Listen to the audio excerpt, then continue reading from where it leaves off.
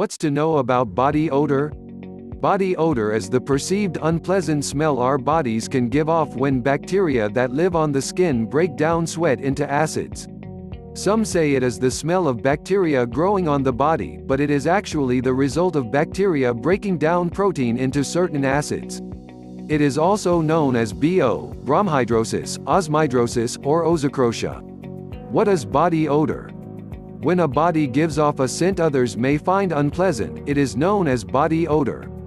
Body odor usually becomes evident if measures are not taken when a human reaches puberty. People who are obese, those who regularly eat spicy foods, as well as individuals with certain medical conditions, such as diabetes, are more susceptible to having body odor.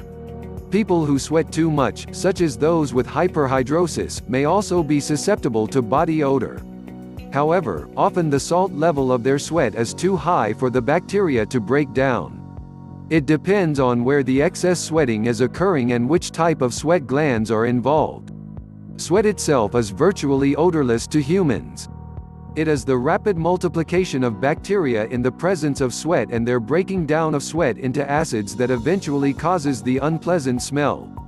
Body odor is most likely to occur in the following places: feet, groin, armpits, genitals, pubic hair and other hair, belly button, anus, behind the ears, the rest of the skin, to a lesser extent. Body odor can have a pleasant and specific smell to the individual and can be used to identify people, especially by dogs and other animals. Each person's unique body odor can be influenced by diet, gender, health, and medication. Causes: body odor is caused by bacteria breaking down sweat and is largely linked to the apocrine glands. Most body odor comes from these. These glands are found in the breasts, genital area, eyelids, armpits, and ear. In the breasts, they secrete fat droplets into breast milk. In the ear, they help form earwax. Apocrine glands in the skin and the eyelids are sweat glands. Most of the apocrine glands in the skin are located in the groin, armpits, and around the nipples. In the skin, they usually have an odor. They are scent glands. The apocrine glands are mainly responsible for body odor because the sweat they produce is high in protein, which bacteria can break down easily. What causes foot odor? Most of us wear shoes and socks, making it much more difficult for the sweat to evaporate, giving the bacteria more sweat to break down into smelly substances.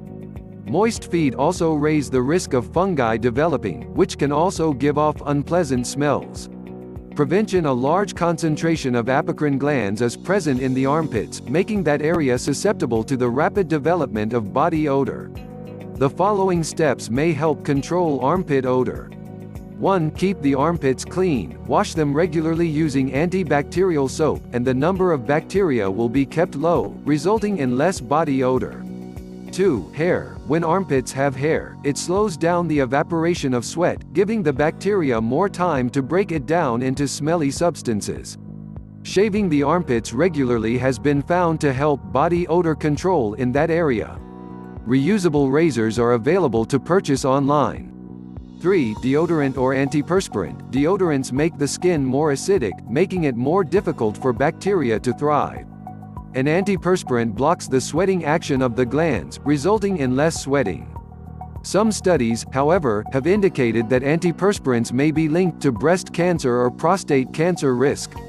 This study suggests that current research is inconclusive on the risks of antiperspirant sprays. Deodorants and antiperspirants with natural ingredients are available to purchase online. Tips on preventing foot odor: smelly feet are less of a problem socially than underarm BO because the unpleasant odor is usually contained by shoes and socks.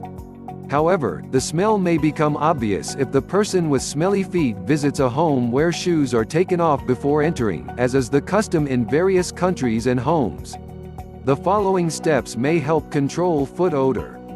1. Wash your feet at least once a day. Warm water is better at killing bacteria than cold water. Make sure you dry your feet thoroughly afterward, including in between your toes. 2. Socks. They must allow the sweat to evaporate. The best socks are those made of a combination of man-made fibers and wool. Wear a clean pair of socks each day. 3. Shoes. If you wear trainers or shoes with plastic linings, make sure it is not for long. A leather lining is better for sweat evaporation. If you have a problem with sweaty feet, do not wear the same pair of shoes 2 days in a row. Shoes do not completely dry overnight. 4. Pumice stone. Bacteria thrive on dead skin. If the soles of your feet have patches of dead skin, remove them with a pumice stone. These are available to buy online. 5. Deodorants and antiperspirants. Ask your pharmacist for special foot deodorants and antiperspirants. If you have athlete's foot, you should not use deodorants or antiperspirants. Treat the fungal infection with appropriate medication. 6. Walk around barefoot. Whenever you can, walk around barefoot, or at least slip out of your shoes regularly. Treatments. The following steps may help control body odor. Wash daily with warm water. Have a shower or bath at least once a day. Remember that warm water helps kill off bacteria that are present on your skin. Clothing. Natural fibers allow your skin to breathe, resulting in better evaporation of sweat. Natural-made fibers include wool, silk or cotton. Avoid spicy foods. Curry, garlic, and other spicy foods have the potential to make some people's sweat more pungent. Some experts believe a diet high in red meat may also raise the risk of developing more rapid body odor. Aluminum chloride. This substance is usually the main active ingredient in antiperspirants.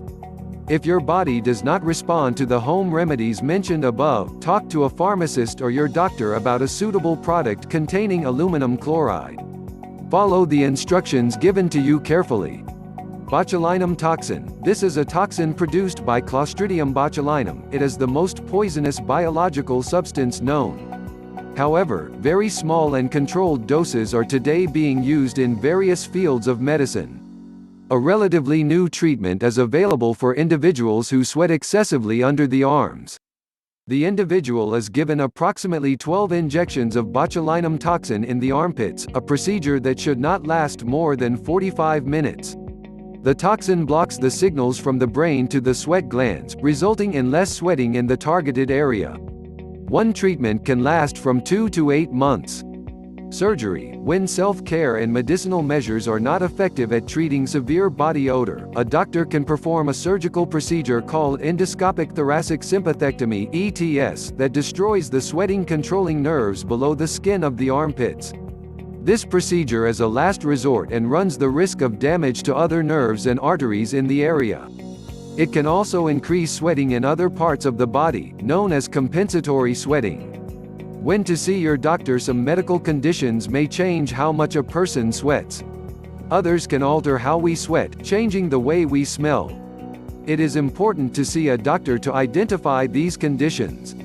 For example, an overactive thyroid gland or the menopause can make people sweat much more, while liver disease, kidney disease, or diabetes can change the consistency of sweat so that the person smells differently. You should see your doctor if you start sweating at night. You start sweating much more than you normally do, without any logical reason. You have cold sweats. Sweating disrupts your daily routine. You should also see your doctor if your body smells different than usual. A fruity smell could indicate diabetes due to high levels of ketones in the bloodstream. Liver or kidney disease can often make the individual have a bleach-like smell due to a buildup of toxins in the body.